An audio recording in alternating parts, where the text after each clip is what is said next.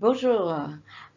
Aujourd'hui, je vais vous parler d'un sujet qui est très passionnant et qui est très à l'ordre du jour. On entend parler partout.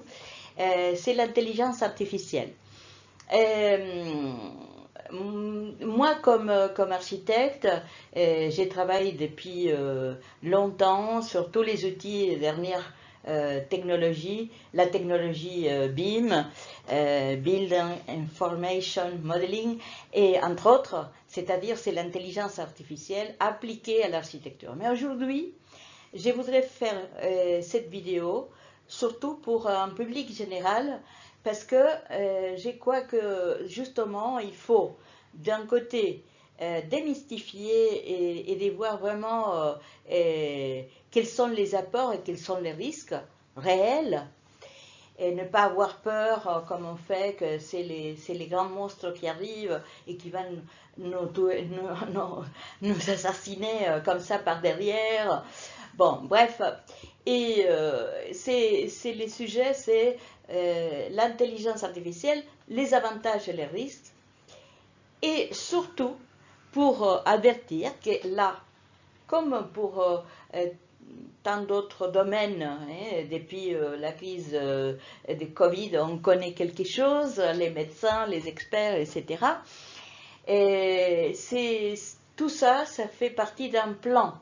Et donc, nous, on peut aller dans le sens de l'homme augmenté, c'est-à-dire que c'est le chemin que les plus grands experts au monde euh, par rapport au machine learning, comme on va voir après, c'est le docteur Yann LeCun, qui est le directeur de recherche en intelligence artificielle de Facebook.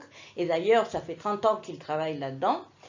Et c'est-à-dire qu'il dit que ça va nous augmenter, on va avoir plus de possibilités, plus de choix, mais toujours la machine va rester une machine, avec une approche qui peut-être va venir vers nous en tant que travail du cerveau, mais il n'y a pas une telle disparition de l'humanité, etc.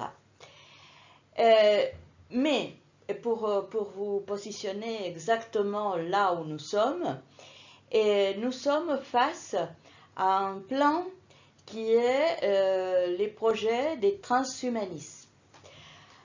Alors, qu'est-ce que ces plans, et qui est surtout quand on entend parler, par exemple, quelqu'un comme Laurent Alexandre, vous allez justement, il est le spécialiste des faire peur, de nous dire que d'ici peu, les machines vont diriger le monde et que nous, on va être connectés et puis qu'on va vivre 200 ans.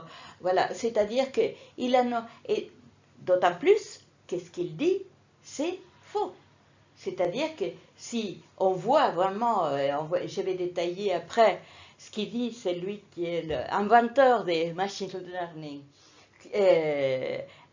Yann LeCun, c'est justement à l'opposé. Il dit qu'on est face à une opportunité actuellement de pouvoir avoir des collaborateurs, de pouvoir avoir beaucoup plus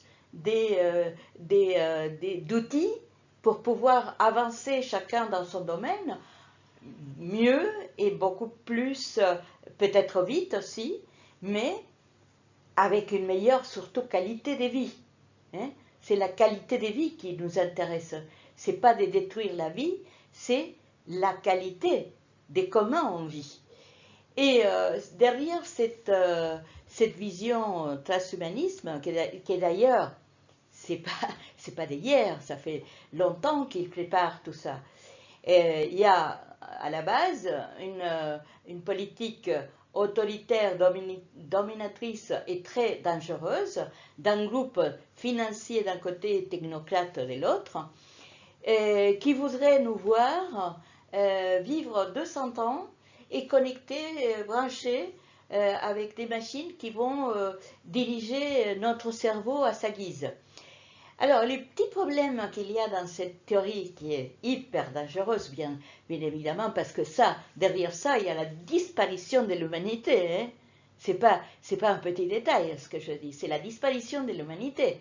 C'est-à-dire que l'homme, il va rester, et c'est pas la machine qui va devenir un homme, c'est l'homme qui va devenir un robot, et autodirigé, et puis qui va voir son corps pour produire des organes pour des gens à la commande, l'utérus des femmes pour faire décider à cette élite de comment ils veulent fabriquer à sa guise ses enfants. C'est-à-dire que l'homme va devenir un objet qui va être préservé jusqu'à 200 ans, sans presque plus rien dans leur cerveau, mais avec tout impeccable au niveau de son corps pour pouvoir faire toutes sortes d'expériences. Vous voyez l'avenir merveilleux qui nous annonce Laurent Alexandre, comme si c'était vraiment même, c'est le seul chemin, qu'on n'a pas d'autre possibilité. C'est criminel. Pour moi, c'est criminel. Parce que c'est clair et net que tout ça s'est réfuté avec des bases scientifiques et théoriques des gens qui sont les savants du domaine. Et moi, ce qui m'interpelle, et le fait que je prends aujourd'hui pour prendre la parole face à vous avec cette vidéo, c'est parce que je veux justement que les gens qui ne connaissent pas puissent être avertis de la monstruosité qui se prépare devant ses yeux. Alors, l'histoire, moi j'ai dit là, un prometteur à venir pour nous en acceptant de nous transformer dans l'objet des désirs de cette élite. Il y a urgence, et ça je l'ai dit plusieurs fois, il y a urgence, nous devons réagir avant qu'il ne soit trop tard. Et je pèse mes mots, là, parce que, et même dans les débats que je vois dans les médias traditionnels, et je ne sais pas si c'est par mes connaissances ou je ne sais pas, mais les gens qui écoutent Laurent Alexandre, il n'y a personne qui pourrait argumenter aller à l'encontre. Alors, ça pose problème. Ça veut dire qu'on va dans un chemin, tous ensemble, tous protégés à l'abattoir. Et c'est clair et net que si on n'agit pas, ça va être comme ça. C'est-à-dire que bon. Alors là, je voulais faire une petite présentation. Je ne vais pas rentrer dans les détails parce qu'on pourrait passer une journée à expliquer toutes les technologies qui existent. Et essentiellement, c'est les machine learning, qui s'appelle apprentissage automatique, c'est la base à partir du texte, les réseaux neuronaux, les deep learning, et que c'est un apprentissage approfondi qui est utilisé pour la vidéo, pour les images, en masquant des images et en faisant travailler la machine pour recomposer. On va voir des petits exemples après que je vous ai préparé d'utilisation dans mon métier, des simples, je ne veux pas m'étaler trop parce que ce n'est pas un cours d'architecture ici, et ce n'est pas l'objet non plus de ce que je veux transmettre. Après, il y a l'informatique cognitive, la vision par ordinateur, les Building Information Modeling, c'est-à-dire c'est la technologie. J'ai commencé à travailler dans mon métier avec cette technologie il y a déjà 15 ans. Et donc, c'est pour ça que je sais de quoi je parle quand je parle d'intelligence artificielle appliquée. L'Internet des objets, la réalité virtuelle. Vous savez qu'actuellement, on peut avoir dans des vidéos la réalité, ce qu'on appelle la réalité augmentée, c'est-à-dire que pouvoir vraiment avec des lunettes, voir, submerger dans l'espace. Et ça, c'est des techniques aussi d'application de l'intelligence artificielle. Mais je veux centrer aujourd'hui l'exposé dans les avantages et les risques. En face de cette théorie monstrueuse du transhumanisme qui veut nous faire sombrer dans le néant, nous avons face à ces gens-là des experts qui sont les vrais experts. Par exemple, le docteur Yann LeCun, c'est lui qui a commencé avec, dès le départ avec les machine learning. Ça fait 30 ans qu'il travaille. Et en plus de ça, il est professeur à l'université de New York et directeur de Facebook dans l'intelligence artificielle. Donc, il sait quelque chose. Hein. Et ce qu'il dit, c'est justement le contraire. Ce qu'il dit, c'est que l'intelligence artificielle bien appliquée va amplifier l'humain. Hein? C'est comme avoir une équipe de collaborateurs virtuels très efficaces et compétents. Et moi, je remarque ça dans mon métier, parce que justement, avant, pour faire par exemple, produire ou étudier un système de préfabrication, il fallait... Aujourd'hui, il y a des systèmes qui me permettent déjà, dès le départ, quand je fais mon projet, travailler avec des outils qui vont me donner un système de préfabrication et des fabrications derrière. Donc, tout ça, évidemment, c'est des apports extraordinaires de l'intelligence artificielle. Mais la peur, et les gens qui sont derrière l'élite mondiale, ce qu'ils veulent nous faire croire, c'est que, justement, pour les gens qui ne connaissent pas l'outil, et d'ailleurs, Yann LeCun, comme par hasard, il n'est jamais invité, alors qu'il est français, il est bien français. Il a travaillé en France aussi dans plusieurs domaines, et comme professeur, etc. Il donne des conférences partout dans le monde, et on ne l'invite jamais dans les médias ici. C'est quand même curieux. Ce qu'il dit, et je pense que c'est ça très important à retenir du docteur Yann LeCun, c'est que la meilleure façon d'éviter les risques des dérives avec l'intelligence artificielle, c'est de pouvoir avoir un système qui travaille en open source. C'est à l'opposé de ce qu'il propose justement quelqu'un comme Laurent Alexandre, qui voudrait que les États ou des groupes, Google, je ne sais pas, pourraient réguler. Alors, qui dit réguler, c'est contrôler. Et si on ne veut pas avoir des dérives, les contrôles ne peuvent pas venir d'un secteur. Les contrôles, ça doit être autorégulé en open source. Et c'est la raison pour laquelle il dit, pour éviter justement les risques des dérives, il faut que tout ça soit en open source. Les avantages et les risques. Yann LeCun nous apprend les limites de l'application de l'IA avec les machine learning comme avec les deep learning. Le texte a ses limites pour l'interprétation et compréhension du monde. Les nerfs optiques transportent environ 20 mégaoctets par seconde. Grâce à l'entrée sensorielle, nous voyons beaucoup plus d'informations qu'à travers la langue. Et lui, après, je vais voir, et il applique une technologie qui est basée justement sur l'énergie et plus basée sur l'interprétation du texte.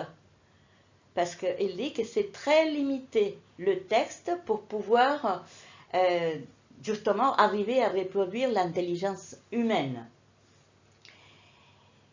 Et la langue est une notion très approximative de nos perceptions et de nos modèles mentaux. Pour effectuer une tâche, nous le faisons en général en imaginant le résultat. Cela nécessite des modèles mentaux qui n'ont rien à voir avec la langue.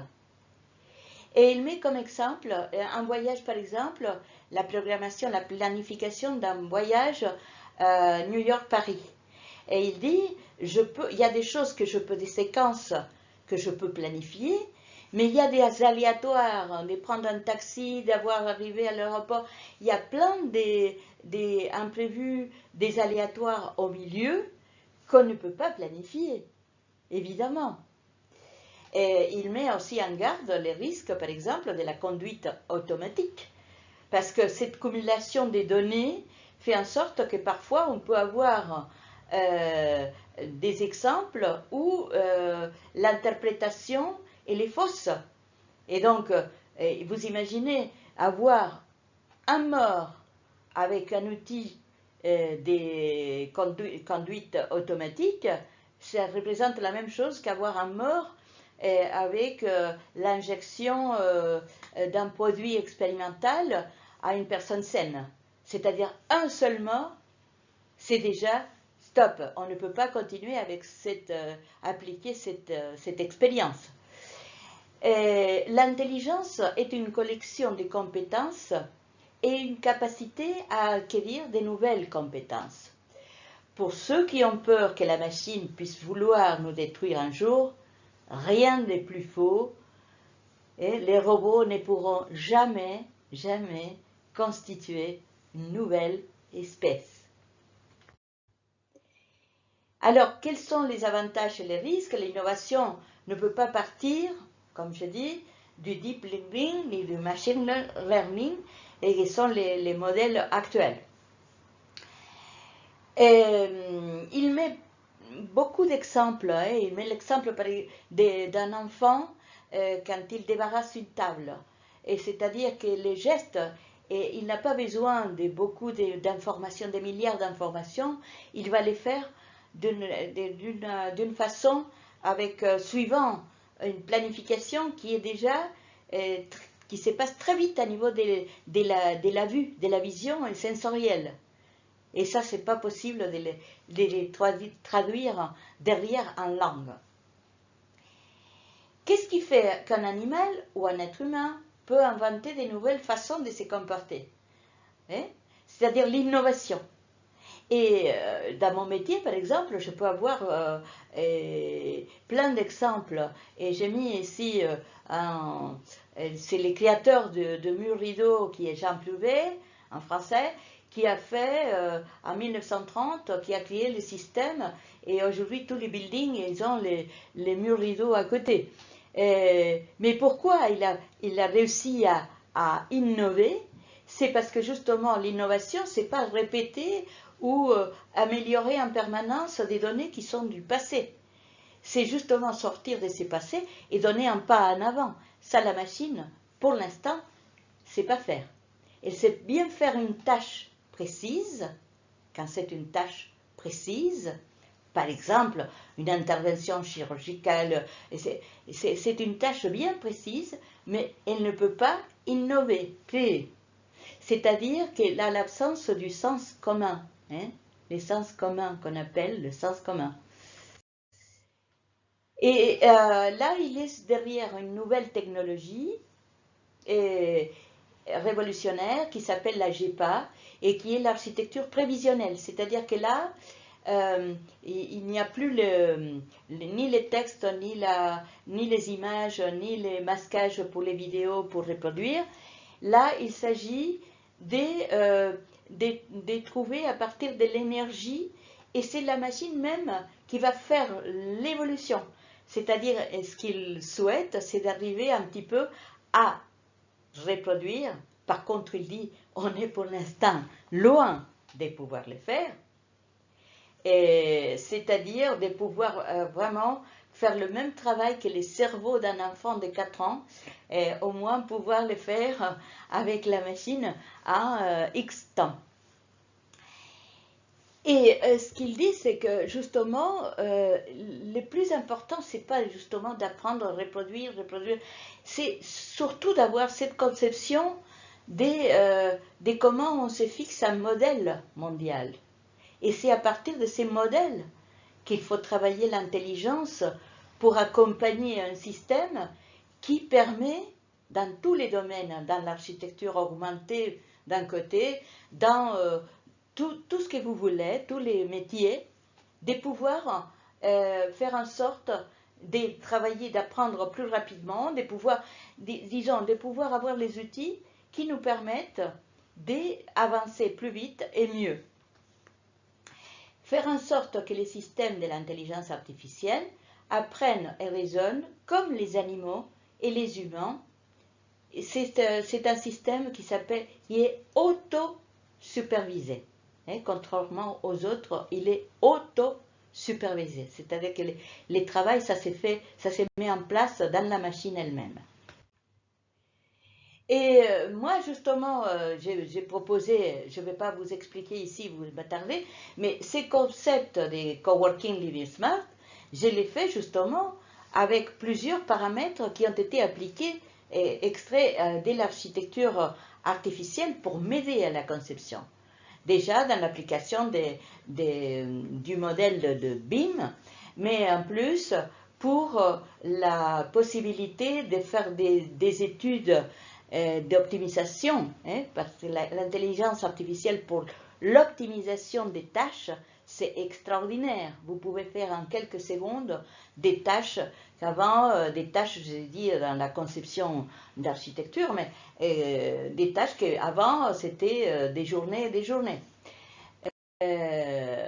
Et également, par exemple, dans le système que je propose un système de gestion qui est complètement informatique et qui s'appelle les BOS, Building Operating System, et qui est un système informatique qui va gérer la sécurité, qui va gérer tous les aspects de gestion de cet édifice, et des façons d'optimiser aussi l'usage des espaces, la sécurité, la possibilité de faire des locations, tout ça à distance.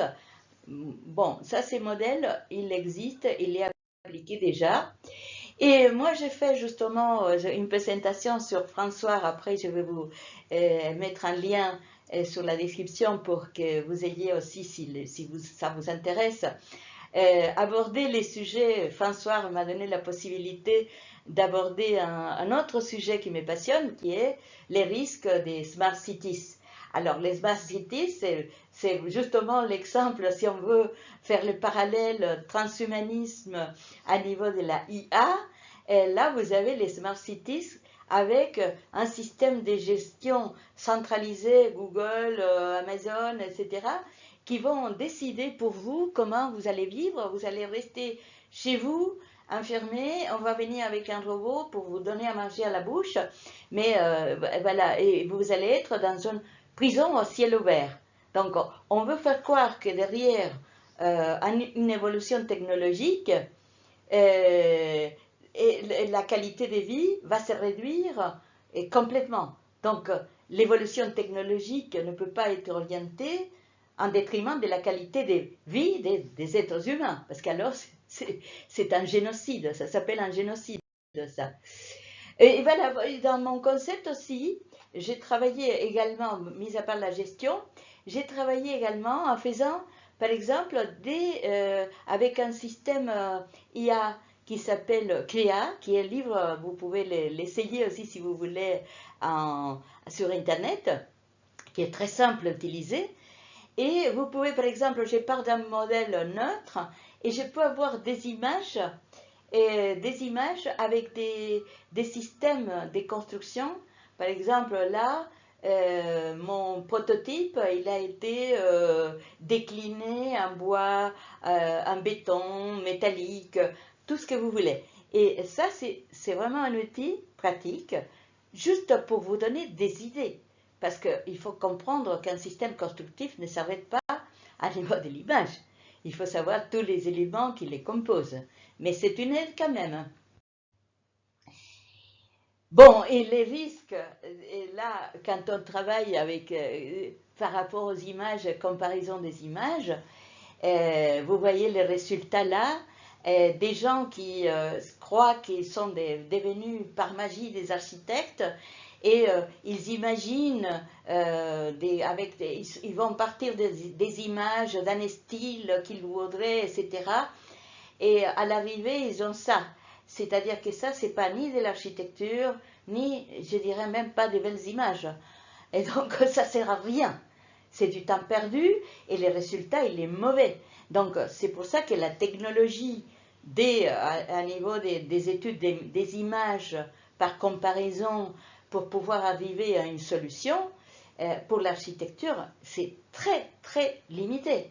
On ne peut pas l'utiliser, on peut l'utiliser tout au début d'un projet pour pouvoir avoir des idées. Mais après, il faut lancer toute la machine pour produire l'édifice, savoir comment construire et savoir à l'arrivée comment ça va être fabriqué. Donc tout ça, l'image, les pixels, il n'est pas matérialisable. Donc, ça ne sert à rien. Comme les textes d'ailleurs non plus. Les textes, on ne peut pas arriver avec du texte à l'architecture, c'est pas possible, parce que les textes n'est pas, on ne peut pas faire les vocabulaires en architecture, c'est pas les textes, c'est les poteaux, les poutres, et ça c'est les vocabulaires. Il y a un langage qui est les vocabulaires propres au type de construction qu'on est en train de faire. Mais jamais on a un texte, un roman, et ce roman va pouvoir devenir une œuvre d'architecture. Ça, c'est complètement délirant, quoi. Bon, et là, j'ai fait déjà moi-même, tous les jours, je dirais, j'ai fait des exercices pour proposer, par exemple, dans toutes les propositions que j'ai à niveau de la constitution des nouveautés par rapport à ce qui est une fenêtre, et faire la réinterprétation sémantique de la fenêtre et pouvoir la retravailler. Mais bon, ça, c'est des exemples que j'ai et que vous pouvez regarder sur mon site internet aussi, bimconseil.com, mais que ce n'est pas l'objet aujourd'hui pour vous. Alors, une chose aussi que j'ai découvert récemment et j'ai fait aussi sur LinkedIn, c'est que vous pouvez, par contre, par exemple avec les systèmes des chats GTP, la version 4, vous avez un outil qu'avant on n'avait pas et que c'est très très intéressant. Quand nous travaillons avec des familles, parfois, bon, nous voulons faire une fenêtre, il faut déterminer des paramètres. Et parfois, il y a des fonctionnalités et il y a parfois des formules. Alors moi, je n'ai pas une grande expertise en mathématiques, mais par contre, à niveau graphique, comme j'ai fait plusieurs années des géométries de l'espace à un niveau très poussé, j'ai la notion des géométries de l'espace très approfondie.